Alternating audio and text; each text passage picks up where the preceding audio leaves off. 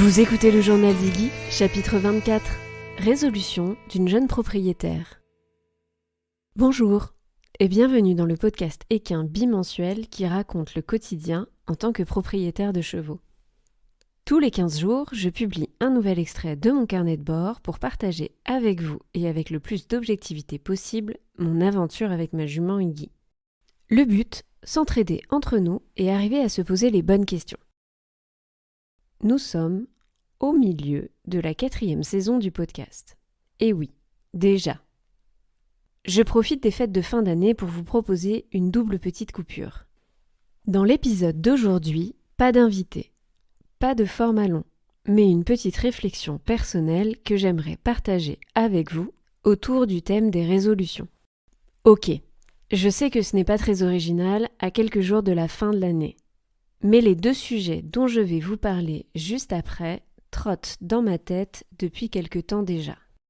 Alors, le meilleur moyen pour qu'ils deviennent réalité était encore de les déballer ici. Dans le chapitre du jour, nous allons parler poney, productivité et temps pour soi.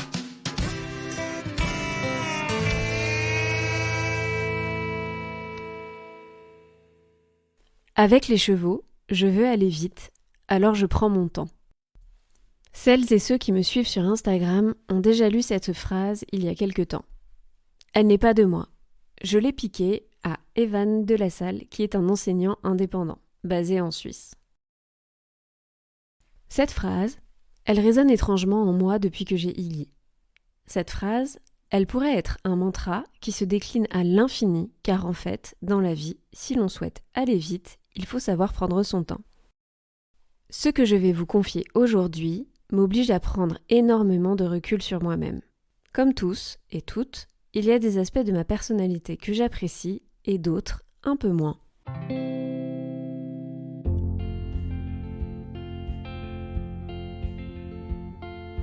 Cette dernière année, j'ai pris conscience que j'étais tout le temps overbookée. Et ça, c'est un des problèmes que j'aimerais régler cette année. Le rapport avec le cheval dans tout ça ? Promis, j'y viens. Mais avant d'aller plus loin, j'aimerais commencer par m'adresser à toutes celles et ceux qui souffrent de charge mentale. Celles et ceux qui ont placé dans le trio de tête des épisodes le plus écoutés le chapitre 10 de ce podcast dédié à ce sujet. Vous aussi, vous avez le sentiment d'être toujours débordé ? De ne jamais être chill ? De se lever ou de se coucher en ayant peur d'avoir oublié quelque chose ? De culpabiliser de prendre une après-midi parce que vous avez encore plein de choses à faire sur votre to-do list ? Le problème quand on est overbooké, c'est que le cerveau ne fait pas de pause et petit à petit, on lutte pour se concentrer et on ne prend plus toujours les bonnes décisions. Mais pourquoi se mettre dans cet état ? Est-ce une question de personnalité ou bien est-ce une facilité à se laisser entraîner dans le culte de la performance ? Dans mon cas, j'ai toujours été un peu comme ça. Je portais déjà cette casquette d'entrepreneuse au collège.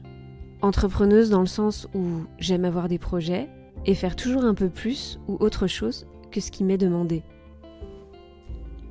Avant même de finir mes études, je me suis mis en parallèle en freelance pour aider des amis, me faire la main sur des projets, quitte à me noyer dans certains et à ne pas profiter de mes week-ends. Au boulot, j'ai passé les 10 premières années à être la première arrivée et une des dernières à partir. Celle qui soulève toujours une question de plus qui va entraîner un projet de plus. Et s'il m'arrivait de lever le pied au bureau, je trouvais quand même le moyen de faire à côté d'autres choses en participant à plein de projets comme organiser des concerts ou des soirées. Encore aujourd'hui, je me suis lancée dans ce podcast, ce qui me rajoute environ 10 heures de job par semaine, en plus de mon temps plein. Et spoiler, je fais bien plus de 35 heures au bureau, donc je vous laisse faire les maths. J'ai du mal à contenir mon cerveau bouillonnant, et ce, depuis toujours. Le vrai problème, ce n'est pas de faire, mais c'est de ne pas faire de pause.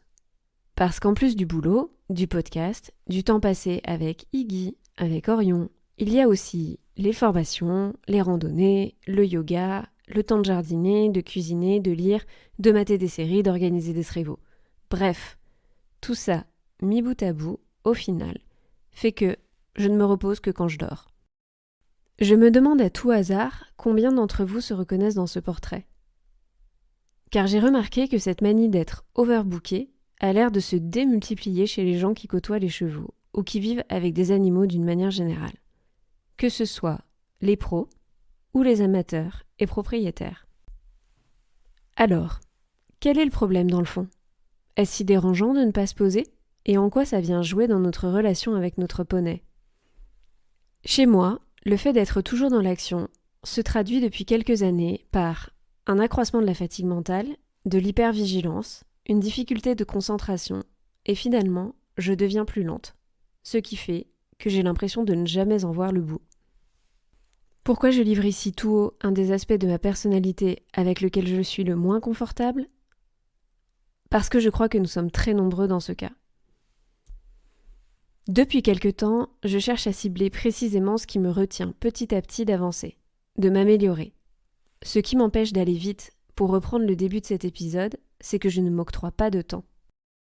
Alors, cette année, ma première résolution est de travailler à déconstruire mes habitudes et de passer du temps à ne rien faire. Depuis 3 ans, je travaille déjà sur mon centrage, ma respiration. Je pratique le yoga quand je peux, et parfois ma connexion avec moi-même est un véritable défi tant mon corps et mon esprit ne savent absolument jamais déconnecter. Je me force à être 100% avec Iggy également, en mettant mon téléphone sur off aussi, depuis les débuts que je l'ai à mes côtés. Mais en dehors de ces moments, je n'arrive pas à faire de pause. Pour 2023, j'ai décidé de mettre en place des routines et de me donner un cadre pour faire des mini-pauses dans ma journée. Et surtout, trier les projets, ne pas tout prendre et garder des imprévus heureux. Le but de tout ça, continuer à être passionnée, entrepreneuse et créative sans pour autant frôler le burn-out. C'est en écoutant une interview de Raha Farfouche, j'espère que je le prononce bien, anthropologue du numérique, pour la sortie de son dernier livre Overbooké, que j'ai un peu eu le déclic. Raha explique qu'à première vue, la productivité se présente comme un moyen de nous libérer plus de temps. Plus nos tâches et nos obligations sont rationalisées, plus nous disposerons de temps que nous pourrons consacrer à d'autres activités plus importantes. Mais notre comportement frénétique assèche nos ressources créatives. Et malgré que beaucoup d'entre nous connaissent déjà les vertus des pauses et de la méditation par exemple, parvenir à appliquer ces belles idées à notre vie quotidienne est un véritable défi. Du coup, on passe notre temps à s'entendre dire qu'on n'en peut plus, qu'on est fatigué, qu'on n'a pas le temps, qu'on n'y arrive pas, etc., etc. Ça vous parle ? Il est temps que je vous donne le rapport avec le cheval. Nombreux et nombreuses d'entre nous subissent probablement cette dualité également dans leur relation avec poney. Pourquoi ?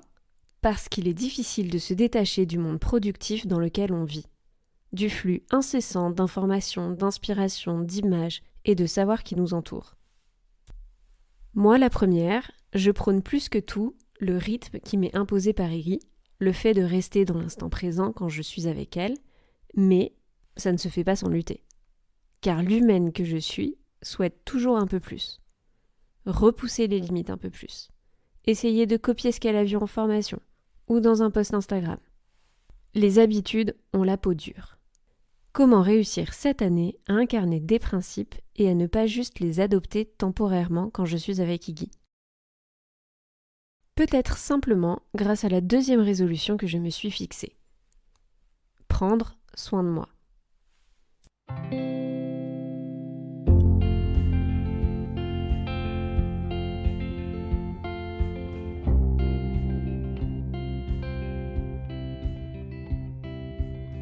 Cette année, je ne l'ai pas vu passer. Il y en a des comme ça. Et bizarrement, plus le temps passe, plus les années passent vite. 2022, j'ai clairement manqué de temps pour moi.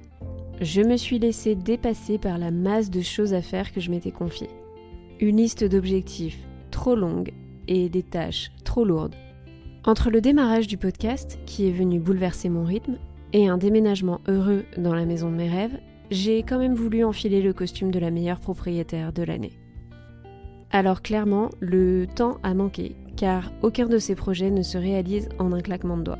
Et le temps de retrouver des routines, j'ai perdu celles que j'avais. J'ai abandonné le yoga pendant environ 8 mois.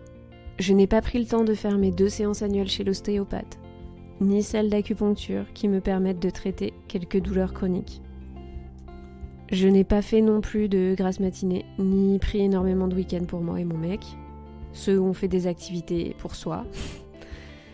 Je ne compte pas le nombre de soirées où je n'ai pas pris le temps de cuisiner un plat équilibré, ni celles où je ne me suis pas écoutée et où j'ai ignoré ma fatigue en préférant scroller Instagram. Je suis allée marcher bien moins de kilomètres que l'année précédente et je n'ai pris qu'une semaine de vacances pour moi, avec du vrai repos, les doigts de pied en éventail. Par contre, j'ai priorisé Iggy, mais aussi Orion, avant mes propres besoins. Et ça, je sais que cela correspond à la majorité d'entre nous.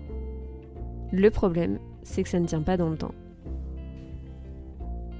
Chez l'humain qui vit avec des animaux, on s'intéresse et s'interroge sur les besoins fondamentaux du cheval, du chien en ce qui me concerne, du chat pour d'autres, mais les nôtres. Je me souviens avoir découvert la pyramide de Maslow lors de mes études de marketing et de communication. L'humain a 5 besoins avec, à la base, les besoins physiologiques comme manger, dormir, boire, se reproduire, et au sommet de la pyramide, le besoin d'accomplissement. C'est étonnant comme chez moi, je me concentre que sur le haut de la pyramide, comme si le bas était acquis pour toujours. Alors 2023, je suis bien décidée à faire des pauses et à retrouver du temps pour moi.